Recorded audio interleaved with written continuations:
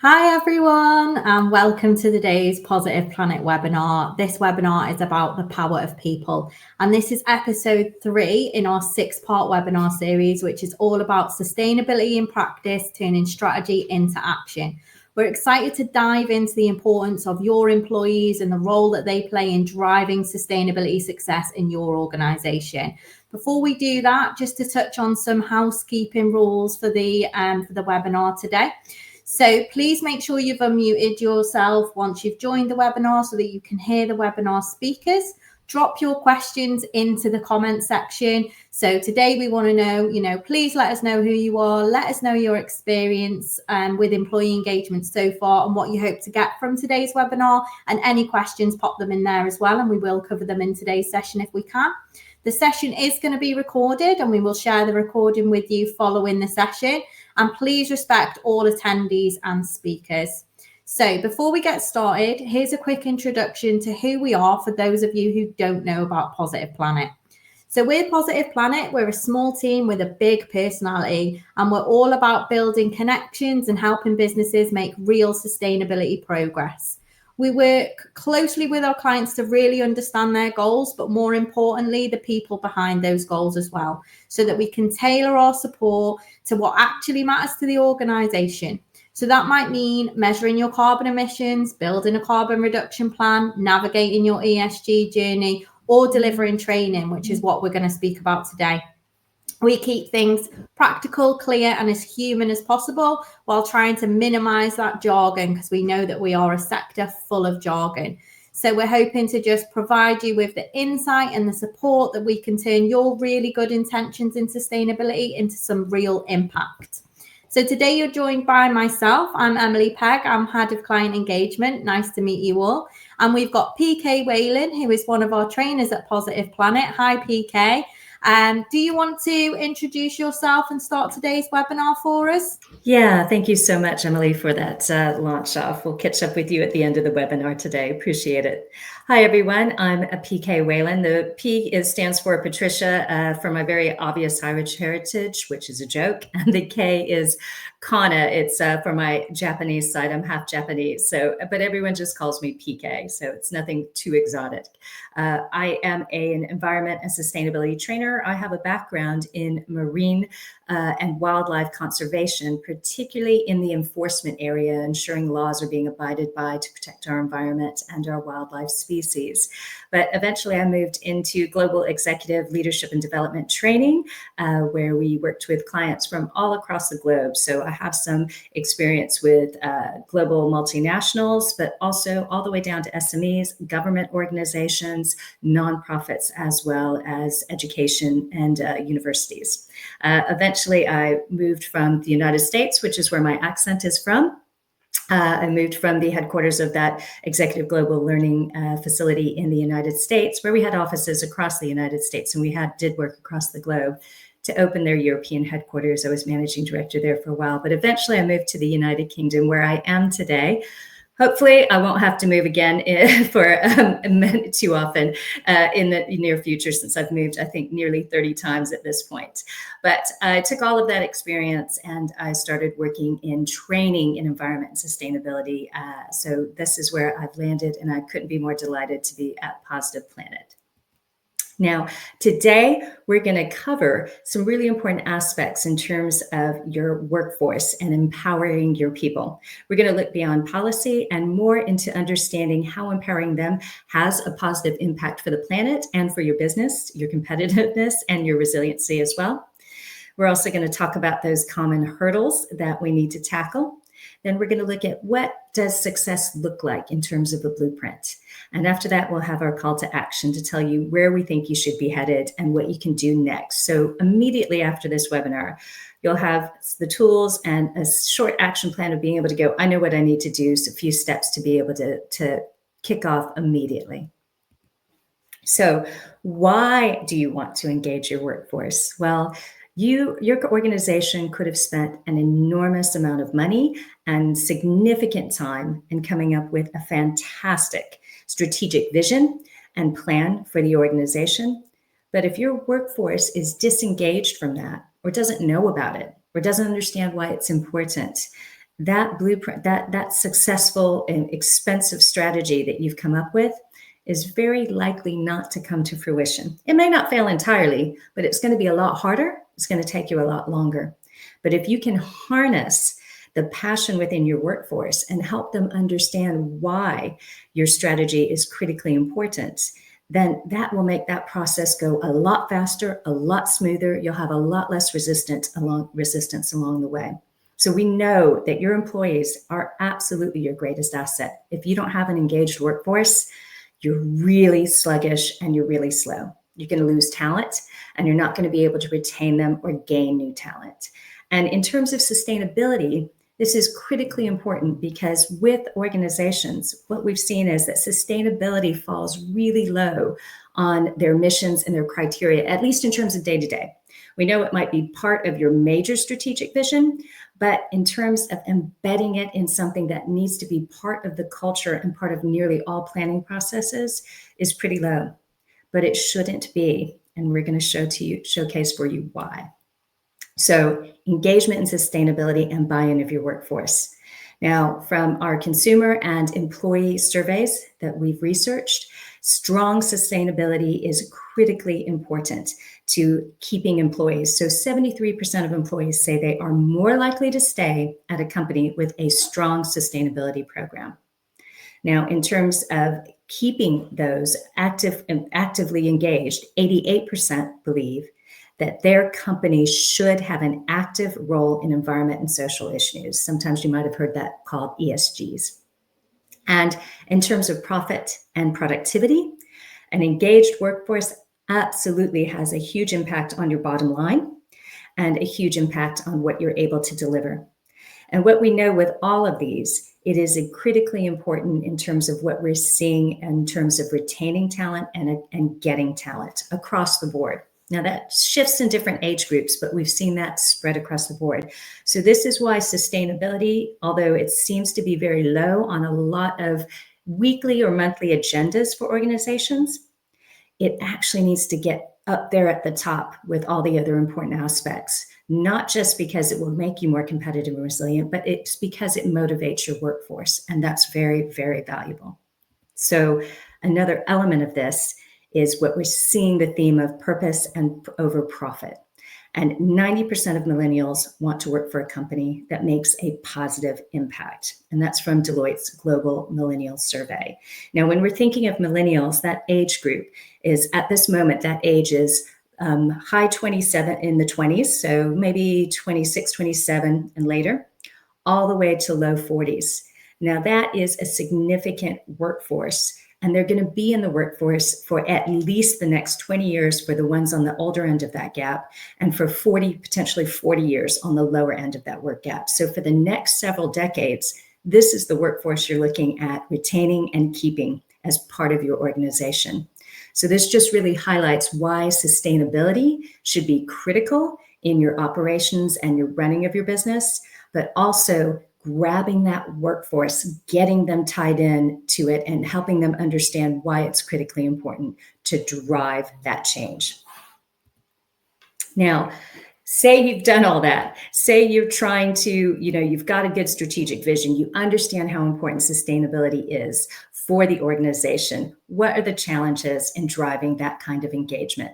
Now, often we hear this lack of time. I think many businesses feel pressed from the time your day starts to the time it ends. Many people seem very, very busy. But we do know that educating people around specific issues within the business will actually save you time later on. So not carving out that time within an organization or a business and not putting that investment in early will actually cost you more time down the road and cost you more money as well. Liken it to when you invest in your pension plan. Start early. You can still do it later on, but the job is going to be harder and it's going to be a lot more expensive. Now, as well as this, information overload plays into that. So we're getting inundated with emails, reports, we have to do with LinkedIn, we have to do all kinds of things as professionals. And sometimes adding another element of training, particularly if the training isn't engaging or it's mired down in a lot of, say, jargon that isn't applicable to that particular cohort of learners, that can be a bit too much. So in terms of information or how we want to deliver your training across your teams, it's ensuring that it's the right training, the right level, and the right motivation involved. And in terms of siloed efforts, that has played into a lot as well. We can't tell you how many times we've been in with a fantastic group of people, different departments in the training session. And one department will say, I had no idea that you guys were working on this. That's brilliant. Why didn't we know about that? And so many times there are efforts being done, or progress might be being made, but it's within a specific department and it's not being shared. That's another way that you get sort of another hurdle involved in that. It means that people might be duplicating work, or people might be running with something that's actually halfway already done somewhere else. So coming together and ensuring that everyone across the company, your entire workforce, understands what's going on in finance, marketing, HR, operations. All of that is very open and very transparent so that everyone can see that. And finally, a perceived lack of impact. Now, I think we've all been through training where we go, well, that was great and interesting, and then that's the last you hear of it. It doesn't play into the day-to-day or the week-to-week or your quarterly reporting or activities. So ensuring that that impact stays engaged, understanding the link between why that sustainability engagement has happened and why it needs to continue throughout the business is really important. And we'll talk about some ways that you can tie those in to ensure that the understanding about the training and why it's important is there, but also that you have some impact down the road to be able to showcase from that. Now, in terms of making all of that a successful blueprint, there are a few ways to go about this. The best absolute gold standard would be leading from the top in terms of your getting that engagement in. So when you have your senior leadership are on board and go through whatever training that you're planning to have your workforce go through, or a specific type of bespoke training, that's really valuable. Having them walk the talk is critical.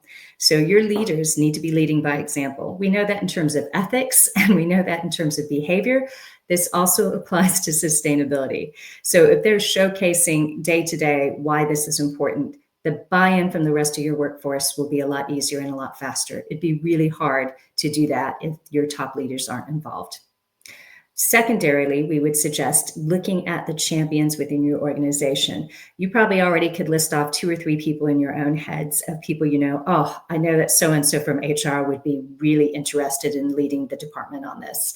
And you already know who some of those champions are, but you can uncover more. There may be people that are afraid to hold their hand up, but if you send out a survey, you can see within your teams people who would be interested in helping to lead on sustainability and initiatives. Find those people in the organization that are ready to carry that flag for you and run with it. That will help your job be a lot easier as well. In terms of how you want to then roll out engaging that workforce in different ways, you want to make training and activities and information really accessible and easy for them to access. So we have some few options in any organization. They should have this. So in-person training we find to be the most impactful. I think, any teacher from primary school all up to university will tell you if you can get them in the room, that is going to just drive so much more change. It's really valuable in terms of having teams interact and also having a leader or a trainer or facilitator involved to help sort of glean out discussions and be able to bring out some ideas from the people who are a little bit more reticent to speak up or maybe be a bit more shyer, as well as ensuring that some of those voices who have really good ideas and are really passionate or always talking can be pulled back slightly to create the space where everyone in the room can have a conversation and chat. Now, that isn't always possible, and we know this. So online live training would be the second best option that we would advise. So that means you could have people from all the way from Seattle to Bergen to Paris, all in a live training online at the same time. And we've certainly done that with many organizations. It means that they can get that training on time online. You can still have that team engagement because we can put them into breakout rooms, give them certain tasks, certain agendas to try to work out and exercises so they can still have that live moment. And as well as you have that facilitator on hand to guide the discussions and help it go where it's the most powerful or having the most effectiveness for your organization.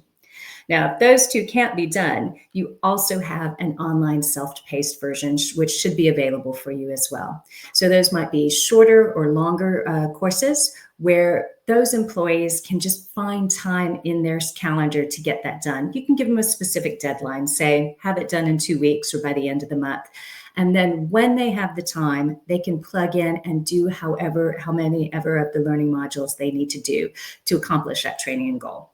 Sometimes they're really short and you could still have them all do it within a day. It's just that they can find their own time within the day. So those are 3 really good options for different types of situations within your organization, whether you can get people all in the room together, or you have to have them spread out across regions or across the globe, or if it's actually just better to have them do it at their own pace because you're never going to get these people in the room at the same time. It also depends on the cohorts and the type of people you're training. Now, after that training, when we talked about in that previous slide, the, perceived lack of impact, to get that impact, you really want to measure and then be able to celebrate all those successes. So you want to track progress. Initially, you want to get the feedback from the course. How was it? Did they find it effective? Do they now feel that they know what they're supposed to do in terms of an environment and sustainability for the organization? Typically, you'd like them to say, yes to that. I know now what I can do. How is it important in my role? You want them to be able to define that for themselves. And then if there are any commitments they're going to make coming out of that training, is to document those in a spreadsheet or a Word document and have that as part of their, KPIs or as part of the measurements for the team of going, where are we on this? Is this project a success? How far along are we? And then measure that. And at the end, that way you have a quantifiable, number to be able to associate with that, or you can see where that is. And then certainly celebrate those successes when they happen, whether it's winning an award, a specific accreditation, achieving a tender or bid because of the sustainable initiatives and actions that your workforce has taken. Definitely celebrate that. That keeps the workforce engaged of understanding, wow, all this work that we put into this has paid off in all of these successes. Now, what does success look like? Well, this is just a few of our clients who have had some success stories in training their employees in sustainability and environment, policies and actions. So by word of mouth and Event Concept, those are both event-related organizations. So by word of mouth, they did a specific type of sustainability training. It was shorter term, but they had it run out along their colleagues and invited some of their supply chain in as well. Based on that, they have since made some sustainability commitments that they have documented and are taking further. Now, Event Concept took a specific type of training. It's called carbon literacy training. You might also see it in some of the quotes as CLT. We'll talk a little bit more about that. That is a full day of accredited training. You can break it up into different segments as well. But Event Concept delivered that, and it's had a big impact on their organization. They have achieved something called bronze level carbon literate organizational status. You might also hear that called CLO. We are seeing CLO status helping on bids and tenders, pushing people over the edge and making the difference on their competitiveness. Now, North Edge, they are a private equity partner of ours, and they have rolled out that carbon literacy training across their organization. Whenever they get new people on board, they just send them through some of these carbon literacy training, and they have now achieved gold carbon literate certification status. And what that signals to the consumer market is that they are very aware about environment and sustainability. They understand that making targets and driving down emissions is critical, which makes them more competitive and much better as a supplier for other organizations. Now, in terms of influencing culture, these are very different organizations here that we're showcasing for you, also our clients as well. So they went through carbon literacy training, and it's just one type of training, but we found it to be incredibly effective of how it's changed and turned around the emotions and the thoughts and feelings about workforce that has had with this. And I have definitely had clients when we are in training where at the beginning of the day, I can tell they're looking at us like, why are we even here? But by the end of the training, they are fired up And they absolutely, in our anonymous surveys, understand why it is critically important for environment sustainability and driving down emissions to keeping the company resilient and competitive. So after engaging the workforce, and it really does depend on the type of training, is it engaging? Is it having interactions? Is it helping them start to define some of the solutions to some of the challenges and the problems? But what we find is absolutely it shifts the goal in terms of what the workforce feels about this topic and how they want to move forward. Now, we're showcasing for you a few of our carbon literacy training programs. We have some other programs we'll talk about in just a moment. We have a large number of IP courses, so that means that Positive Planet has created these carbon literate courses. I will say carbon literacy training is recognized by the United Nations as being highly transformative and highly actionable. It's probably one of the reasons why it is considered so valuable in terms of competitiveness for a business. So if you don't see your industry here, these are all courses that we can deliver. We can create a bespoke course for you. And we've done that for many organizations where we create the course, we get it certified, but it's their branding on the course. So if you don't see your industry here, we can certainly accommodate and work with you in a number of ways. These are other options that we have from Positive Planet. Again, I've noticed the carbon literacy. If you get those carbon literacy individuals registered, you can certainly move on to carbon literate organization status, and absolutely it's critical as giving you a competitive edge. We also have e-learning as well. So for those people that we talked about, which it might be better to have some self-paced learning, we have a 2-hour CPD certified online course. So it raises their awareness on what the issues are around the emissions and why it's happening. And then it tail ends and showcases why it's important for businesses to get on board and some solutions for them to be able to work on immediately. So it's really great for time-pressed people. Now, the bespoke course, I already told you that we could create a carbon literacy bespoke course for you, but we can create a bespoke course of sort of any type for you, an e-learning course or a 4-hour course. We've trained salespeople on how to sell their most sustainable products. So just have a conversation with us on how we could potentially help you with that. Now, in terms of next steps, these are the things that you can take away immediately from this webinar.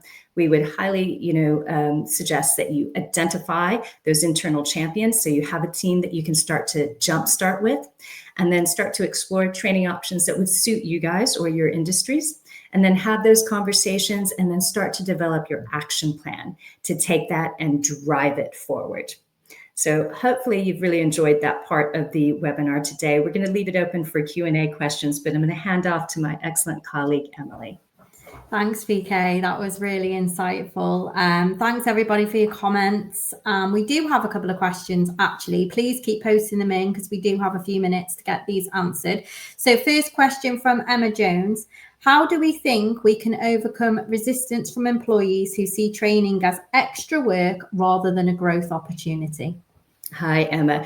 Yeah, this is common. We are all kind of busy, and I've certainly had this happen with organizations. And I will say that resistance actually to overcome that needs to start before you start getting them signed up for this training. So it has to do with internal conversations from your HR department or whoever is leading this training. You definitely don't want your workforce to feel like they're being hit on the head with and they're being dragged along. You want them to see this as, we're investing in you.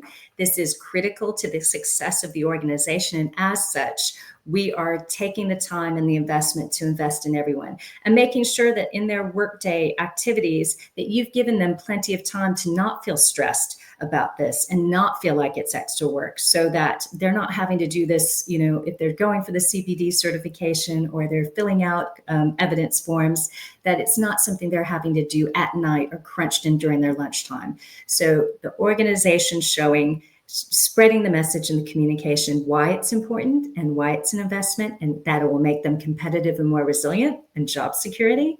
But also, we're going to give you this much time so that you don't have to try to fit this in during lunch hour, and things like that, I think, are critically important. Brilliant. Thank you, PK. Another question from Jane Truman then. So I work in a manufacturing company and would like to know how we can tell if training programs are paying off, especially in terms of productivity, quality, and sustainability. Yeah, that's great, Jane. We have worked with several manufacturing companies, and they have a really critical role to play in helping to draw down emissions. And let's face it, every single one of us uses products that are created in manufacturing companies, everything from our healthcare all the way to the computers that we're using to watch this program today. So to tell if the training is paying off, again, it would be about those tracking the metrics and tracking outcomes. And we've done that really well where we have the individuals commit to a plan or they help create a plan within the training itself. And that plan is carried forward and it's visited at least monthly, sometimes quarterly if the business is too busy.